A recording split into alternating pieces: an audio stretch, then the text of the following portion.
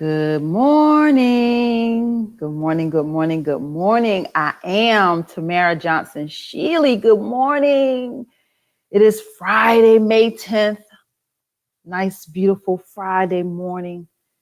Never a dull moment in Georgia, never a dull moment in politics. Let's see where my trusty co-hosts are this morning. Let's see who's here.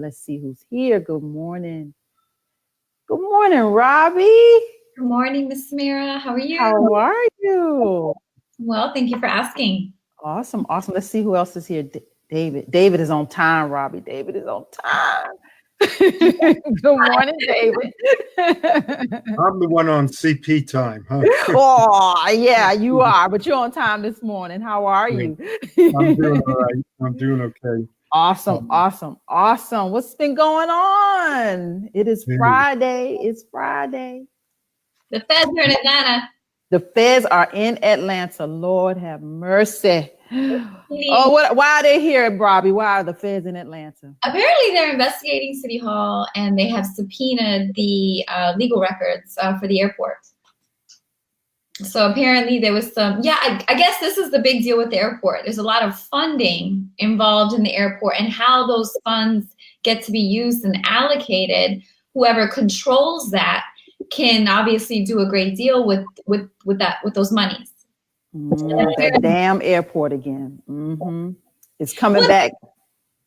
And it's a critical component of Atlanta and the growth, development, because we have an international airport similar to both coasts, New York, East Coast, West Coast, California, and then obviously London and Dubai. And Atlanta is emerging as a global city.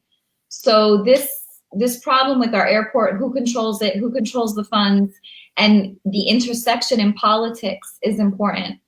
Mm-hmm. The article references that some of the funding was allocated towards the Bottoms campaign in the transition. And apparently that's a no-no. So now we're kind of understanding why people want to control the airport. What's the benefit of controlling the airport, and where's the oversight in that? And how's that going to impact our city?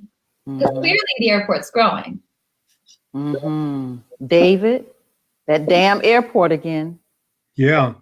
Well, we also have what Stacey Abrams calls a forced pregnancy bill that's just passed, signed by the governor, so that's another big issue. I mean, this bill could make it a criminal offense with the death penalty for a woman to have an abortion, and even going out of state is now illegal.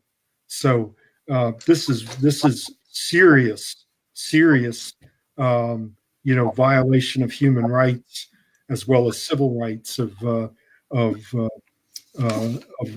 women. So I think that's another big issue. I'm curious, though, what are these people thinking?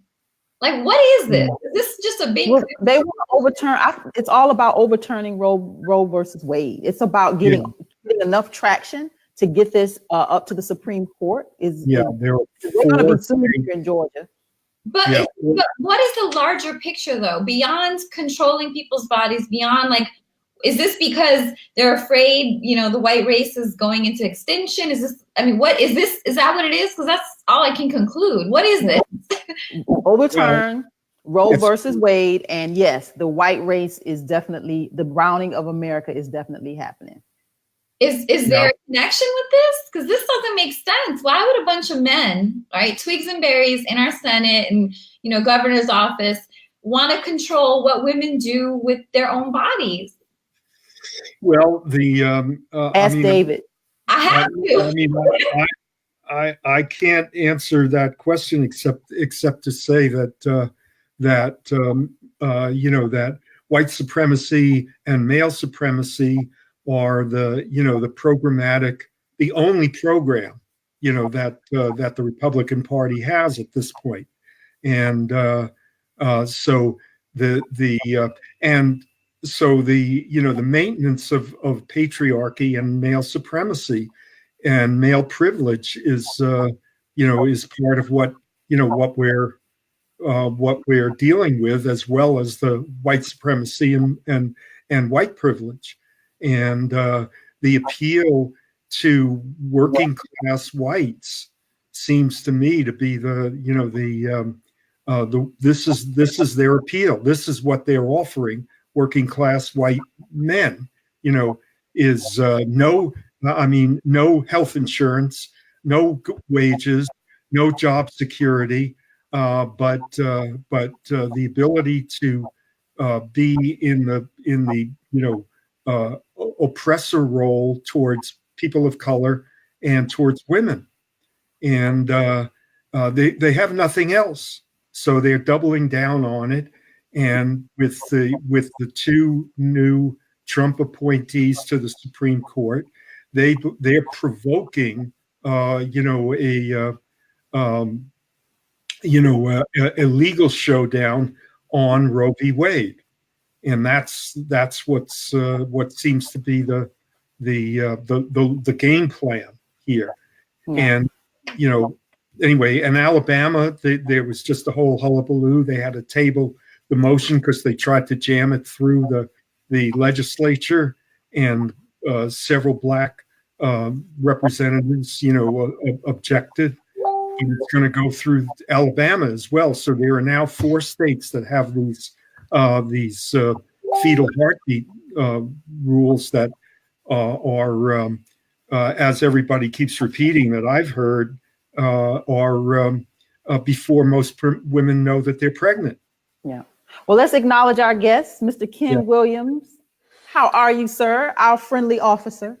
Thank you for having me this morning. Good morning to everyone. Good morning. Good morning. How are you, sir? Good. Just listening to some of the conversations that are happening, and very interesting about Planned Parenthood and politics and how that, works with Georgia and its state legislature and people trying to infringe on the rights of women. That's wrong. Yeah. Well, introduce yourself for those that haven't seen you on our broadcast before. He is definitely part of our Tamara for Georgia family. We've adopted him. Thank you again. Yes, absolutely. Tell them who you are again, Ken. Sure. My name is Ken Williams. I'm a retired homicide detective. City of Brockton. I worked in the city of Brockton, a small city in America that unfortunately had a lot of crime. And at the same time, I was able to service the needs of many different people from different walks of life, colors, national origin, genders, and make sure that they had the best police service that I could possibly provide them. Yeah. Well, thank you for all you do, because, officers aren't the most well received here in America. Where is Brockton, Ken? City of Brockton is about 15 miles south of Boston. Boston would be that Brockton, major hub. Okay. Yes. Aren't you also a whistleblower and a reformer for the system? I'm a whistleblower. I do from time to time try to help reform and hold the police institution accountable to the communities that they serve. I'm also hired as a consultant where I've been hired by, for instance, recently the city of Sacramento to investigate the wrongful death of a citizen, Joseph Mann, who was shot and killed by an officer in their city that they terminated. So the city hired me to review the wrongful death, and I testified to why it was my belief, based on what I reviewed in their records, 10,000 documents or so, that the officer should have been fired. So I supported their conclusions. So you're someone who has crossed the blue line. I mean, is that fair to say? That's fair to say, but I more or less look at law enforcement, policing, from other than community and policing. Police officers cross the line every single day. They're whistleblowers every single day. They blow the whistle on crime. So whether it's within the rank and file, or if it's a ordinary Joe Blow citizen that's out there committing a crime, we would hope that police officers would report that type of criminal activity, or if it's an administrative issue, they would report it internally. But realistically, we do have problems with police officers reporting administrative actions caused by other police officers against citizens. That is a problem in America. I mean, I guess I was asking that line of questioning because I don't think many people realize that it's actually people like you, officers like you, that make people, marginalized communities especially, trust again. Because, go ahead. No, you're right. And, there are a lot of good cops out here, but there are a lot of fearful cops as well. I mean, a lot of folks who open up their mouths and tell it like it is. A lot of times they become former law enforcement officers. We've had a number of officers, that have maybe spoken up against police brutality, Philando Castile or some of the other, high profile cases that are out here. And unfortunately, those people are no longer police officers. Some of them are no longer police officers because the police institution closed ranks around the bad apples instead of jettisoning them from the force. So the system kind of protecting the system. And then luckily, some police departments will hire experts like you, because oftentimes an investigation is just the appearance of an investigation, right? Without people who actually are qualified to investigate. That's true. Sometimes, and a lot of people from the citizen side, they often wonder, if there's a police-involved shooting, officer-involved shooting, and they understand that the process may entail police investigating themselves, or it could be an outside police department that's contracted to come in and look at the police shooting. But a lot of times, many people say, okay, well, where did it fall apart? And the grand jury is an area that many police investigations, for some strange reason, prosecutors can't get a secret impaneled grand jury to indict, and then all of a sudden the case for the criminal side at least falls apart.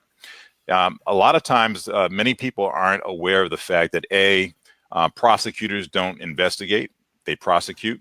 So the evidence that's being produced to a grand jury still relies on the police officers to present the evidence. And if it's weak evidence, if it's if it's a biased evidence, if it's it doesn't present all of the facts, it's very easy to confuse an impaneled grand jury and maybe come up with the end result that you're looking for, which is without a bill, but a true bill of indictment. And that's an unfortunate situation. I would strongly suggest that people start lobbying to have grand juries and the process open to the public. And then that way we could get to the bottom of it and make sure that all of the evidence that should be presented in these type of cases for an indictment is above board. That's a great recommendation. Mm-hmm. That really is. How would you do that and keep the confidentiality of the grand jury? Sure. I mean, if we're talking about a rape case, sexual assault case, there should be concerns of privacy. But if we're talking about someone that's involved in a wrongful death, police officers accused of a wrongful death, think about what happens minutes after that wrongful death. The police agency puts out a spokesperson. The spokesperson, based on the ID of the person that is the victim of that incident, they give to the news report every background detail that they have on the individual. If the person has some prior convictions, they basically smear the person, and it may not have anything to do with the facts, the underlying facts of what that particular officer involved shooting was about. And that seems to be very unfair. I mean, if we flip it on its head, if the officer who has a job and has possibly some prior incidents in their particular personnel file, none of that information is detailed to leverage and offset and counterbalance this whole thing. So that in itself is something that is a discussion that every community should be having. Why is it that a person who is adjudicated through the system and their record is completely public, why is it that it's so difficult to get the officer's background information? If that officer was out there committing abuse against other citizens, maybe it presents a pattern and a practice that every person might be, should be made aware of. Very important. I agree with you, Ken. And even coming from a female perspective, luckily I'm qualified to say that. Yeah, even sexual assault victims oftentimes probably would appreciate the transparency instead of their cases being buried due to bias in the judicial system, specifically towards men and men who are in power or in authority. Well, I think from a litmus test, and if we just look at the standard is, typically if it's healthcare related, and it may have some privacy concerns because a rape is going to involve health, it's going to involve medical records. Those things I believe should be kept private. I mean, that's an area that we don't want to cross into. But if it involves an act of violence that doesn't involve sexual assault or crime of aggravated rape or something like that, I believe we should open up and have those type of conversations become more public. I can actually attest, because I've worked with sexual assault victims before. Mm-hmm. And the process that they go through while something goes through the grand jury is actually a whole trauma over. And had it been done above board, I think it would have been less traumatizing for them. It's almost as though the transparency factor does not allow the dismissal of relevant facts, because oftentimes most police officers are male. Most victims of sexual assault are female. Most police officers probably relate to the perpetrator, who's predominantly male. And in the South, especially with crimes against women of color, you have an entire other layer of a problematic bias. Imagine a woman of color accusing a high-profile white male. Imagine, a company being involved. Imagine it had to do with a corporation and the basis of that corporation. That complicates to a whole nother level. And oftentimes systems immediately step in to protect, whether it's corporations or that white male or the current hierarchies that we have in our society. So being transparent in that capacity might be extremely useful to those women. Yeah, I agree with you 100%. I mean, I've worked with sexual assault victims. I've investigated children who were sexually assaulted as well, and every victim is different as far as how they feel. There were some very strong women that I investigated, the crimes that they were involved in as victims in. They would make it very clear that they were looking forward to seeing their accused at trial, and they were just very strong, courageous people. But then again, there were some people who were so traumatized by the experience that you're absolutely right. My interviewing them kind of brought back a lot of pain, and at the same time, a grand jury proceeding, a trial, re-traumatized them as well. And that's an unfortunate part about the system. There's no way to avoid that. So, it depends on each individual, I believe. It'd be ideal to leave it up to the victim. Why not? Why not? The way that they need to. Certainly. I mean, at some point in time, that victim has to, if they want to go and have the person who they're accusing, if there's a person that's accused of that crime, at some point in time, it does become an issue where it's a public trial. It's not a private trial. So it should be something that's left up to the victim. Ultimately, when I ever had these type of cases, and one in particular I'm thinking about involved a woman who was, she alleged that she was raped by a person who owned a car dealership. And it went all the way to trial. And when it got to the trial, the judge kind of admonished her because she had a website that advertised her and her friends from their legs, from their knee down. She had this website, and for some reason, the judge admonished her for having this website, which I didn't understand. But these are things that in society, when people come forward with these type of egregious actions, there's always going to be someone else that disagrees, but at the same time they feel empowered because they're in the driver's seat to try to go and make sure that they have some justice. That's what I mean about the how important judicial appointees are and how the system protects the system, because for so long, who was appointed? So I'm not surprised that this judge, who was probably very conservative, probably male, although sometimes women are harsh on other women. Female judge. Oh, was. Oh, wow. Yes. That one, you just go, ugh. Exactly. Yeah. Like, yeah, that doesn't surprise me. And, you know, there's an interesting thing with women. A lot of times women, it's a mental factor. They don't want to feel as though that can happen to them. So they separate themselves from the victim and begin looking for reasons on why this happened to this victim. That's true. That's true. Same thing happens with, you know, a lot of conversations that I may have with people. They'll, let's say, for instance, they'll talk about crime in general, and, you know, they'll have all their facts all screwed up. You know, they'll talk about, you know, what's the likelihood of being offended as a victim and stuff. And most crime occurs from people who know the perpetrator. A lot of crime occurs from the victim knows the perpetrator. Well, and the other guard is down. And then the other thing is that most crimes occur within either walking distance or short distance from where the person lives or where they work. So this idea that you know, crime kind of flows thousands of miles away and comes in and, you know, does this sweeping attack and then goes back 1,000 miles away is a pretty false narrative.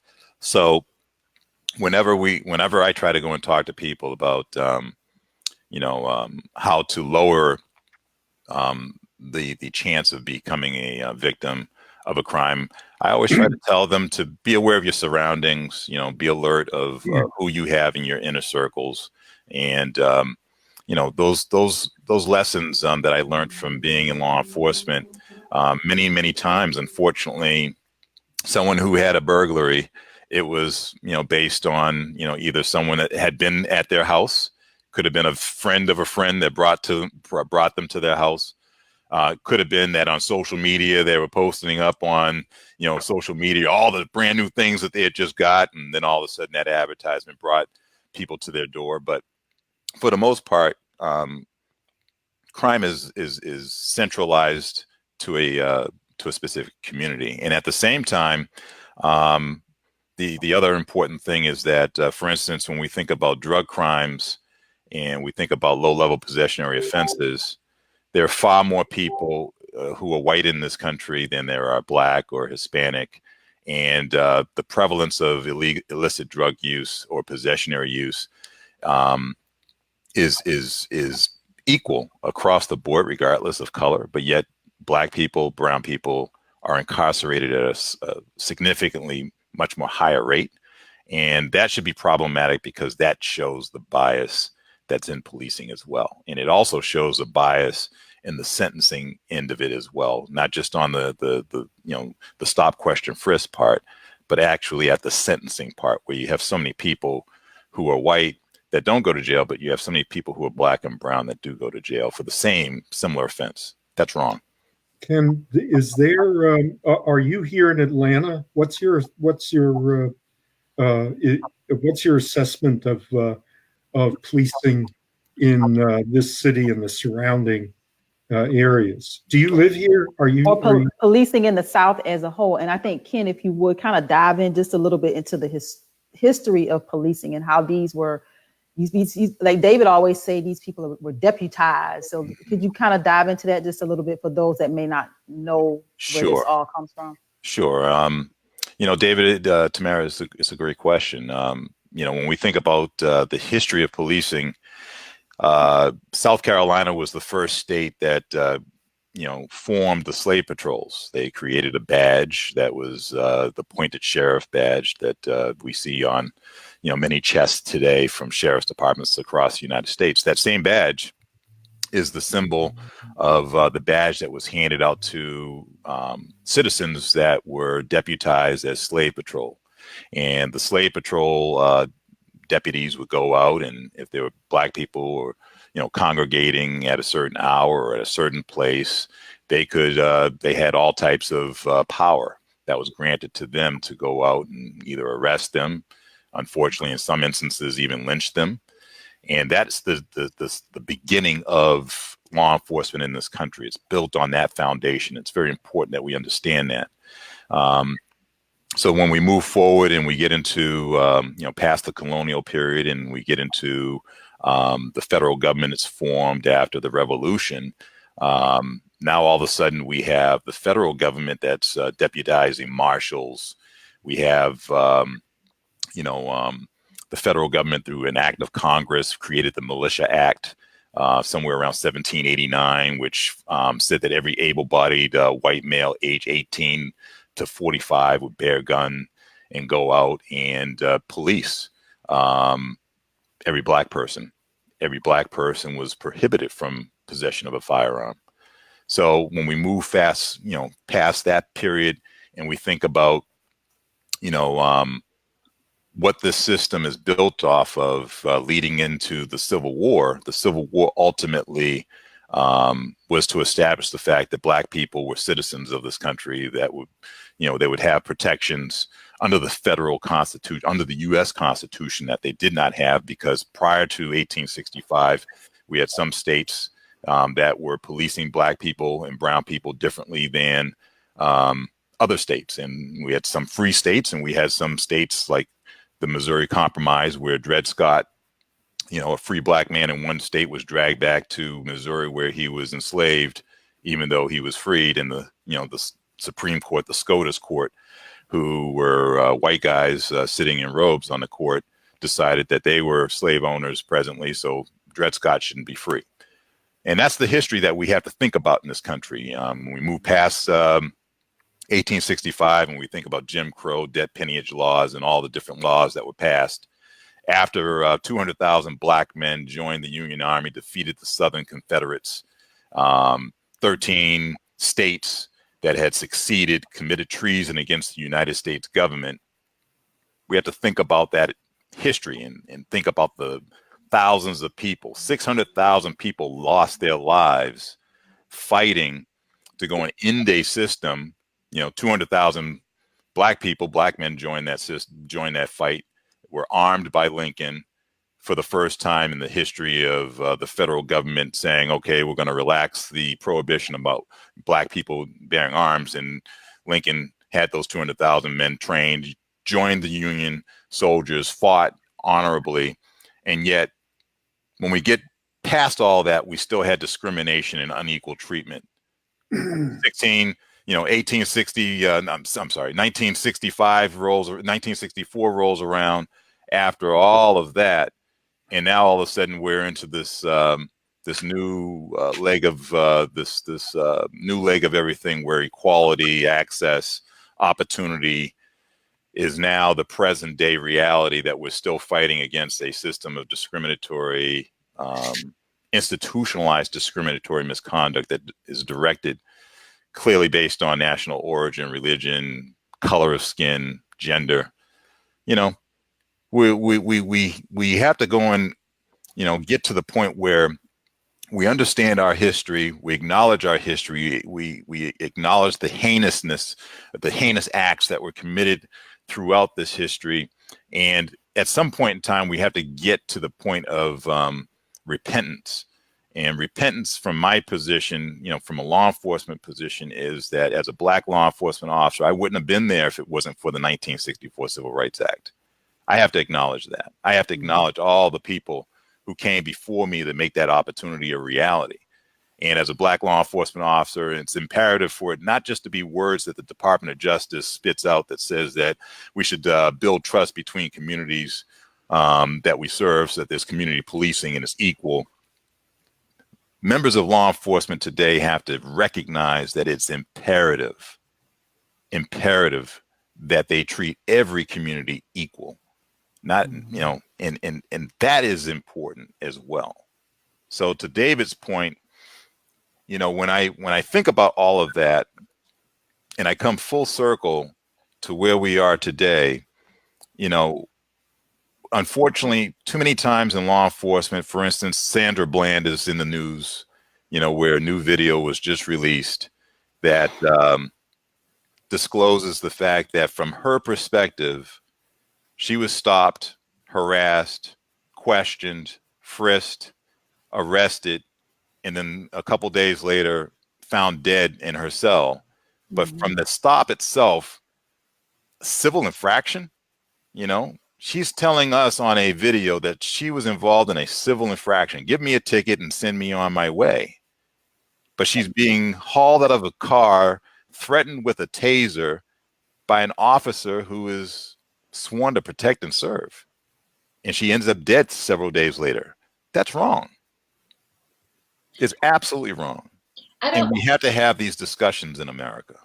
Yeah.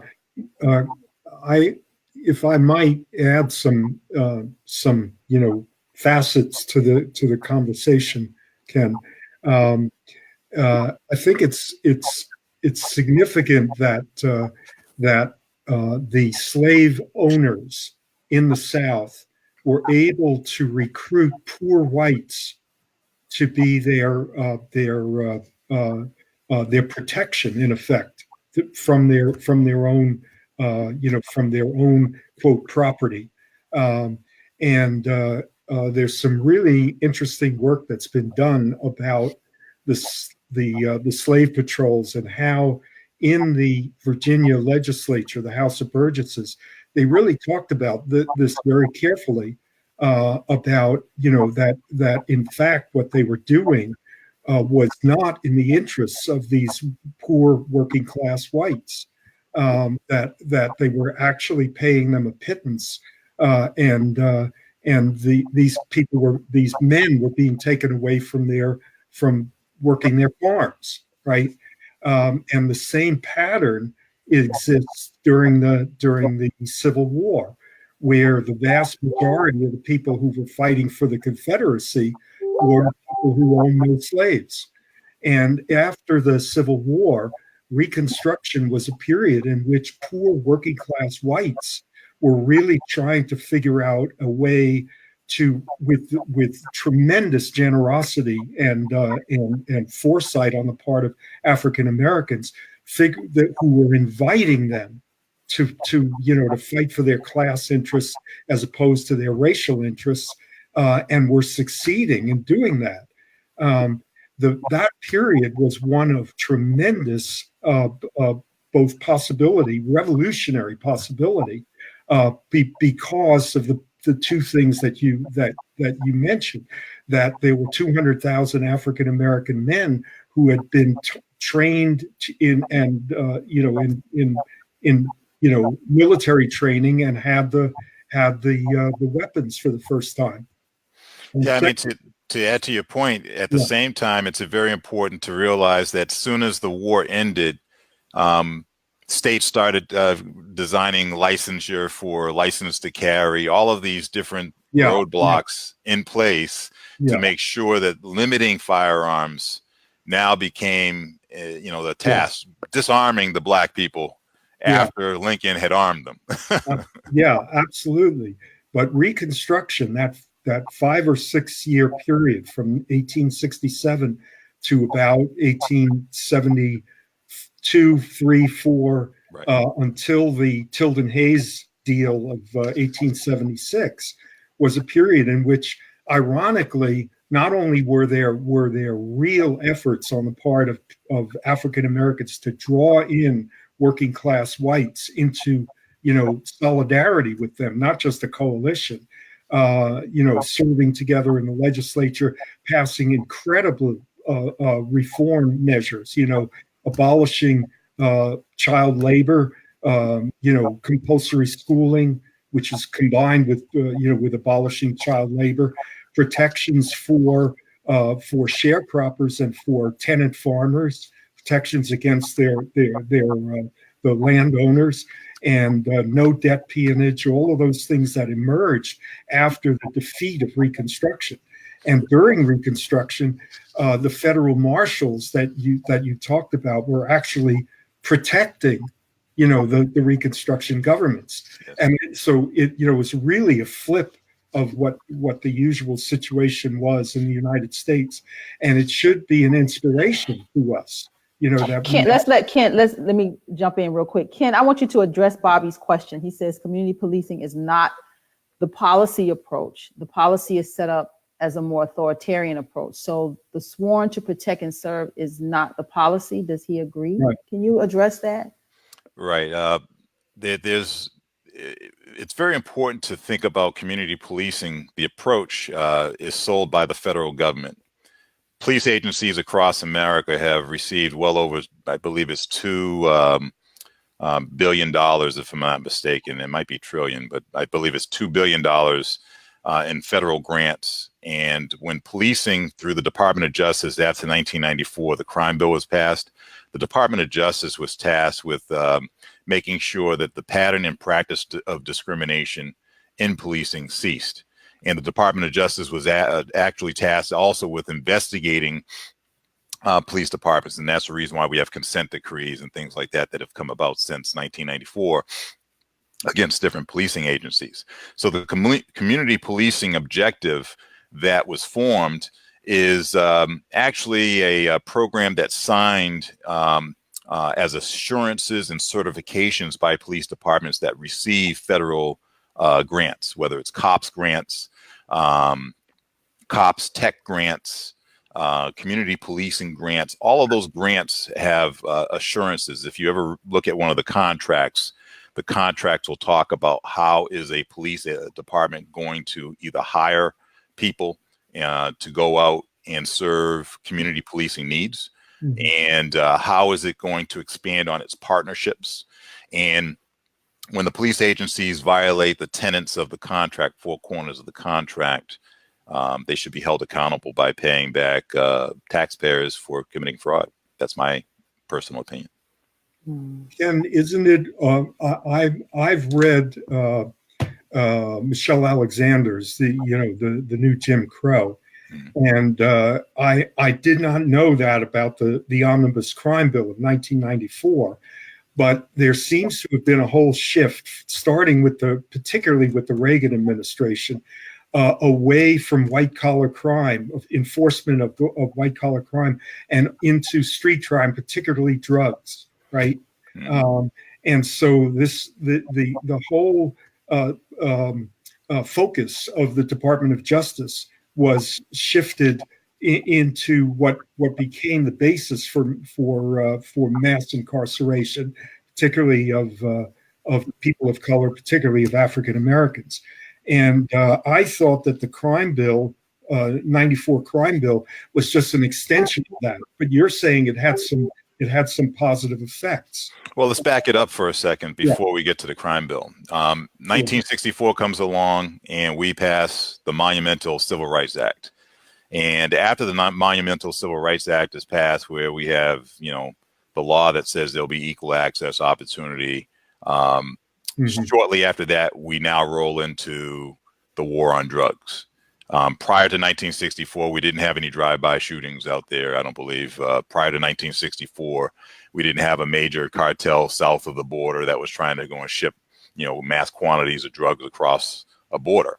So the policy after 1964, the war on drugs, which Nixon is now the president, by 1972, he signs into law that, or he declares the government is, going to take this stance, this war on drug stance. The Department of Justice is formed, is created, and then all of a sudden, drugs are listed as a schedule, on this list, and marijuana is like a Schedule I drug, and we have all the other drugs that are listed there as well.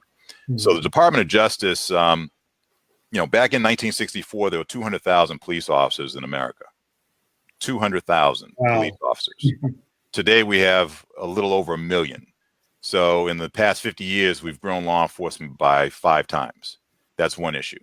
We've also grown penal institutions considerably since that time, whether they're public or private financed. We've also grown the number of prosecutors. We've grown the number of judges that are seated on benches. We've grown the number of courthouses. We have taken a system prior to 1865 that was about incarcerating a group of people based on the color of their skin without any rights. And after that system, 1964 and after, we have now criminalized low-level possessionary offenses to reincarcerate those people so that they lose some of their rights, because the 13th Amendment says you have all these great rights unless you're incarcerated. If you, Right. you lose some of those privileges once you are incarcerated. So when we fast forward from 1972 to 1994, the ramp up of the incline of the people who are being processed for low-level possessionary offenses becomes considerable. And the more money that's put into the system, where you now have police agencies that were once 200,000 and didn't have detective divisions with narcotics divisions and all of these things that are adding into these law enforcement agencies, these are jobs. I want you to think about this for a second, because David he's hinting around it. So I'm going to put the bullseye right on it. It's a jobs program. If we grew from 200,000 to 1 million police officers in America from 1964 to 1994, we grew it 5 times. The policy is a jobs program. Yeah.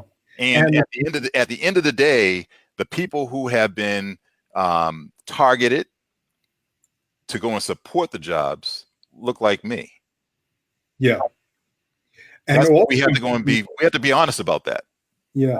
Also, Ken, you're not including the prison system, which is also a jobs program, right? And that's all a jobs program.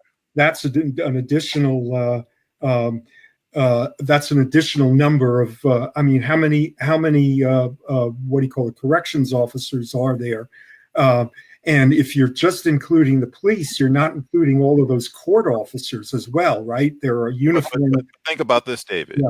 It's a wash, rinse, and repeat of the exact same system that started in 1620. Yeah. When we talk about the fact that those low-level, poor whites that say that they were enslaved when they were indentured servants, but they came here from another country because in that other country they were found guilty of a crime, and they had a choice: you either serve your time here in England, or you get shipped over to the new world and serve your time there. Well, those indentured servants, once they served their time, they were white. They were given some money in their pocket, and they were given some land, and then they became part of the whole entire system as well. So the only people who did not receive any benefit from being incarcerated in this system were the black people. They never received a Homestead Act. They never received land. They were involved in chattel slavery until their death, because from the time that they were born, based on the one-drop rule, after the one-drop rule was created, they were never basically free, no matter where they were in this country. So that's the difference between chattel slavery and indentured servants. At the same time, the indentured servants that went out and they did the slave patrols, they got paid, they had land, and they were benefiting and profiting from the same system that every other white citizen benefited and profited from. Even if they weren't at the 1%, rich and wealthy, they were still benefiting from the same system. The only people who never benefited from the system were the black folks that had to go and work in the system and didn't get any kind of wages for their time. And they were robbed their entire lives, and America was built off of their backs. And that's a problem. When we think about law enforcement and we have these lofty ideas, about how some people, really despise law enforcement. Well, some people have a pretty good reason to despise law enforcement. Either they've, been dealt a bad hand, they've been harassed, maybe they've been discriminated against. When we think about New York City a few years ago, had stop, question, frisk analyzed by the federal judge. 4 million citizens stopped, questioned, and frisked near a housing project. 4 million, mostly black and brown. Who's not going to be happy to see a cop in that community? I want to interject for a moment. I want to thank Ken for providing that context in a historical way, in reasonable terms that anyone can understand where you're going, because this phrase that people have, make America great, what you just described, it's so poignant, because for who? When people think about, or when people say that, or these hats are out, or this marketing is out, and really, we as a country, and I was born here. You know, I'm an American. I am. I have Latin descent. My parents were immigrants or so on. But at the end of the day, this is a country, you know, my country too, that violated treaties with other countries, including Native Americans. And the description that you gave throughout history is exactly poignant today, because all of those key factors in history are where we're at today. So I live in a community right now that's transitional. I'm curious, you know, you said the crimes happen right next to each other oftentimes and with familiar people. So in gentrifying communities like Southwest Atlanta, I have two questions for you. What would you suggest in terms of, you know, so-called community policing? What I've witnessed is our more affluent residents create an organization with funding and target the less affluent residents. And then secondarily, you know, luckily in Atlanta, there's some discussion of the jail becoming a wellness center. And we've got these organizations, nonprofits like Song, Southerners on New Ground, doing national Black bailouts for Black mamas. Shout out to Mary Hooks, she's local. She's doing that type of work, helping these people get out due to this unfair system that you've just described poignantly throughout history. And then the last question, I guess, well, I'll ask afterwards, but what do you think about these transitional communities and how we can recover given this background? Because people, unless people hear what you just said, people don't understand why Black and brown people are still upset. It's almost like I had nothing to do with that. And your description explains it very well. It's a very good question, Robby. I'm gonna work backwards if I can. Prior to 1964, if we think about the number of people who were in mass incarceration, if we can go all the way back to 1920, most of them were white folks who violated the alcohol prohibition law. We had people with machine guns running around Chicago, shooting everybody up over alcohol, moonshine, right? Mm-hmm. So a policy that is created that lasted a decade, alcohol prohibition lasted a decade, it created Al Capone. Al Capone was born out of prohibition. 1964 comes along. We already have that in our lens as far as, okay, we know what prohibition will do. 1964 comes along, 1972 comes along, and now we have a war on drugs, another prohibition law. And the prohibition law has now filled jails up with Black and brown people and not white people who are similarly situated. That's the end result, right? We know that 1 in 5 Black men are incarcerated, whereas it's 1 in 17 white males are incarcerated for a similar offense. That's a problem, right? Just on its surface, it's a discriminatory problem if we're saying that each group uses and possesses a drug illegally. Same, you know, it should be the same, but there's disparity. Here goes the issue and I'm going to answer you now from my perspective. If white communities had destabilized themselves as they did back in the 1920s by arresting all of those white men, it would have increased poverty in those communities because you would have had one person in a household, provider, parent, trying to take care of children. Since 1972, by going out and incarcerating 1 in 5 Black men, we have destabilized every Black community. Every Black community has been destabilized. We have now taken a person for a low-level possessionary offense. I'm not talking about violent offenders. I'm talking about a low-level possessionary offender.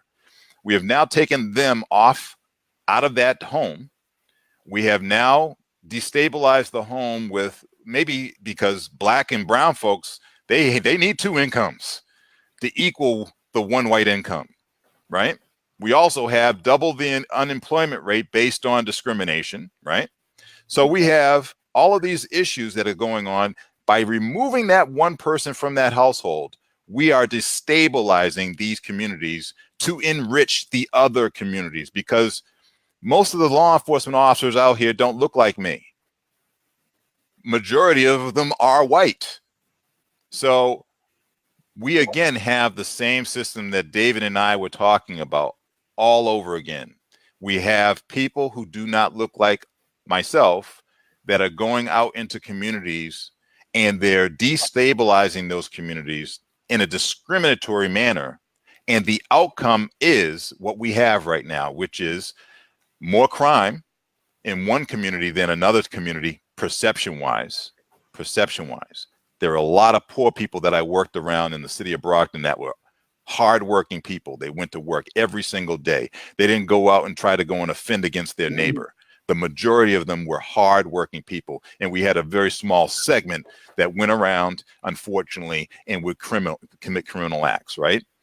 That's very important because, unfortunately, there's a narrative out here that if you're poor, if I go to the poorest section of Georgia that has poor white people that are living in the proverbial trailer, does that mean that they're all committing criminal acts against each other?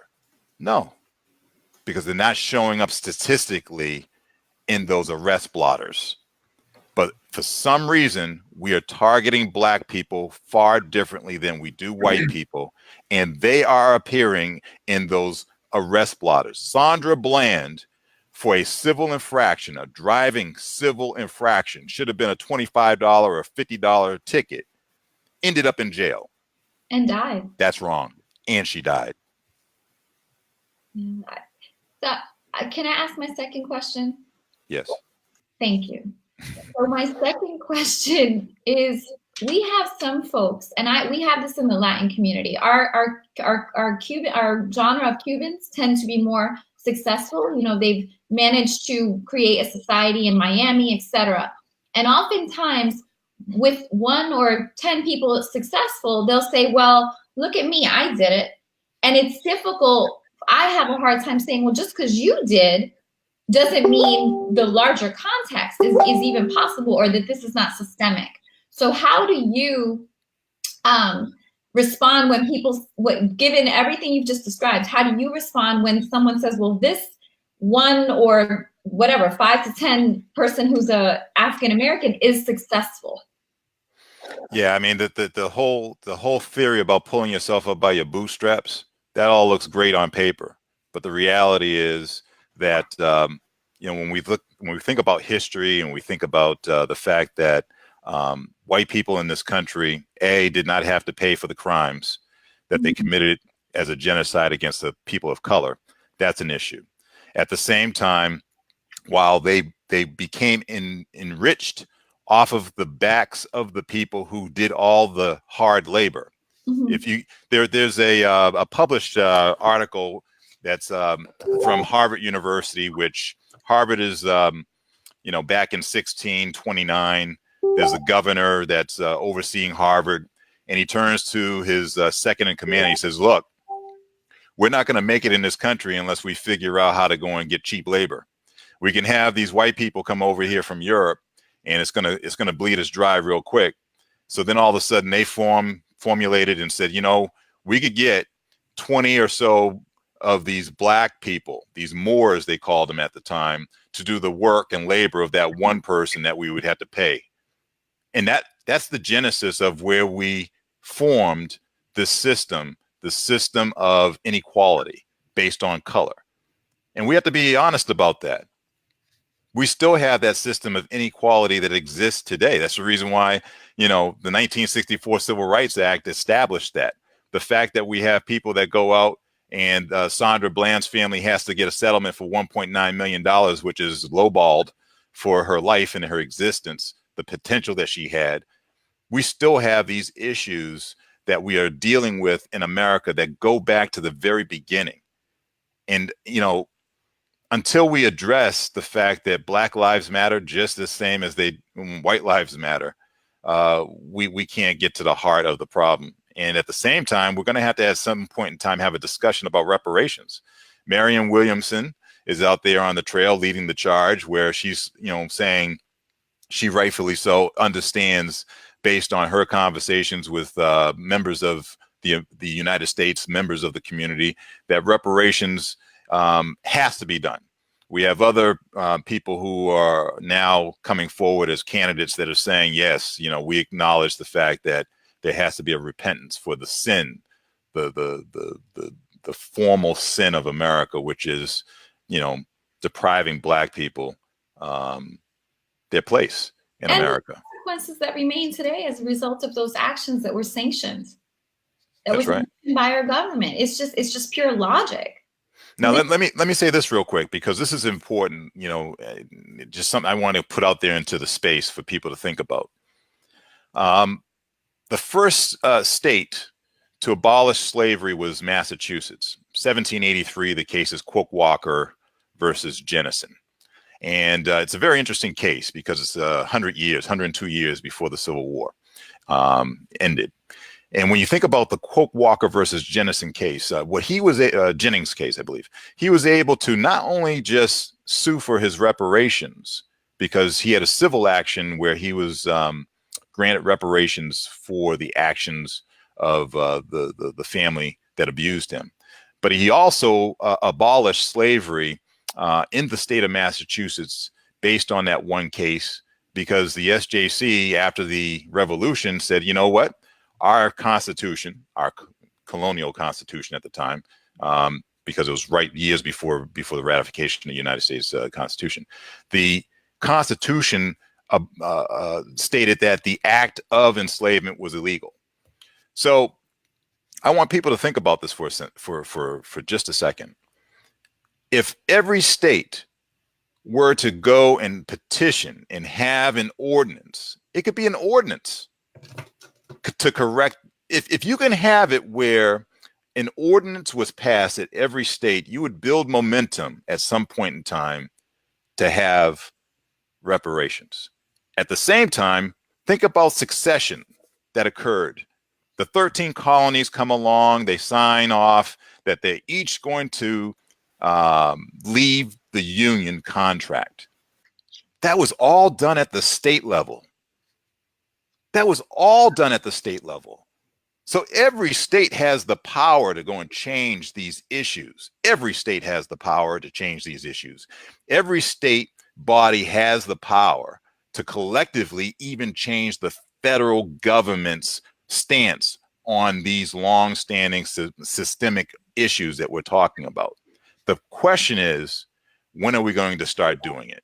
And let me just cap it off with this.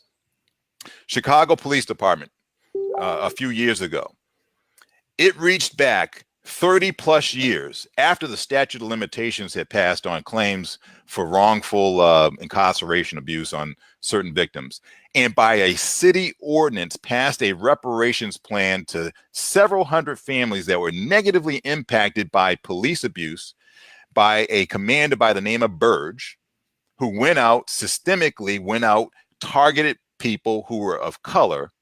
The city passed a reparations ordinance to give those folks education, certain benefits that they would not have been granted outside the statute of limitations.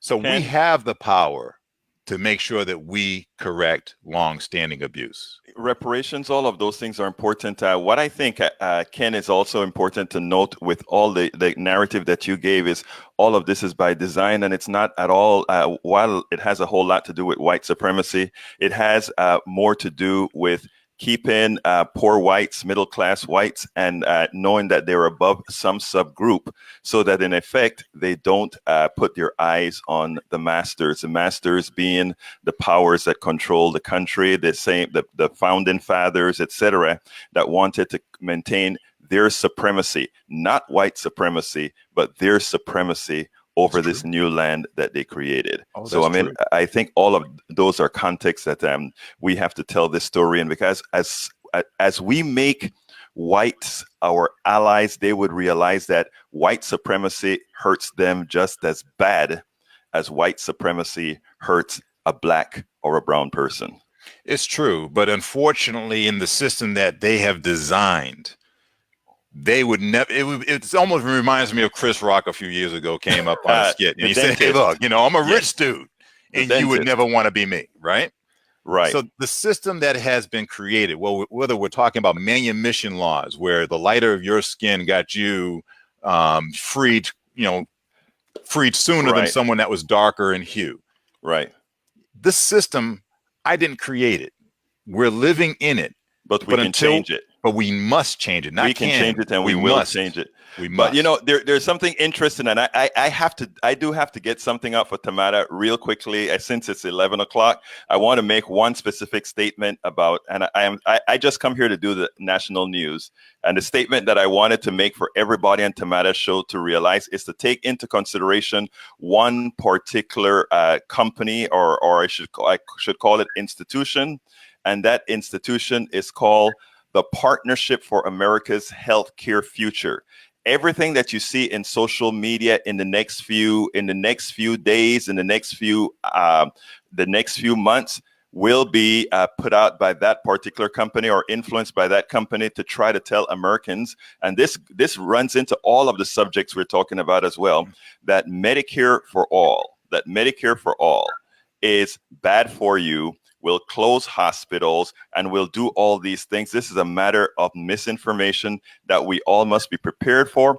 And shows like Tamara for Georgia, having the David Slavins of the world and the Rabiel Cavans of the world are there to make sure that Americans do not fall for these types of misinformation. The reason I kind of bogarted myself into the conversation on this issue is it has already started, and I really am begging all of you guys, all of these programs, to get on board and stop the misinformation campaign. Thanks.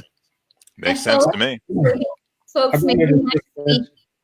I'm sorry, folks, maybe next week we can discuss on a national agenda reparations and what our future potential leaders are saying on reparations. Maybe Egberto can come back, and hopefully Ken, you can come back. David, what did you want to share before closing out? Well, I wanted to piggyback off of what Ken was saying about the power, the influence and power of states. Because Stacey Abrams, I just read an article about Stacey Abrams, is not going to run for Senate, but somebody who heard her give a very, very emotional speech when she was receiving an award in New York City says that she seems to be hinting that she feels that her most appropriate role is as a governor of Georgia. And so now this woman reporter is just picking up, hints that she sees in the speech that Stacey gave, where she talked about her family. She broke down in tears a number of times about things that have happened to her family, particularly to her brother, who has been, had bipolar and has been in and out of prison and everything. It seemed to her, to this reporter, that's the direction that Abrams is going. She's not going to try to run for president or anything like that. She's going to do another run for governor because she thinks that office is so powerful, in light of what Ken was saying, that's the place to go. So it's just a suggestion, but I think it would be something useful to talk about next week when we reconvene. Next week, Friday, 11 o'clock, every time Ms. Tamara is sending her love. Thank you all for coming on the show, especially Ken. That was wonderful. And Egberto, always good. And David. See everybody next week. Thank you so kindly for having me. Thank you.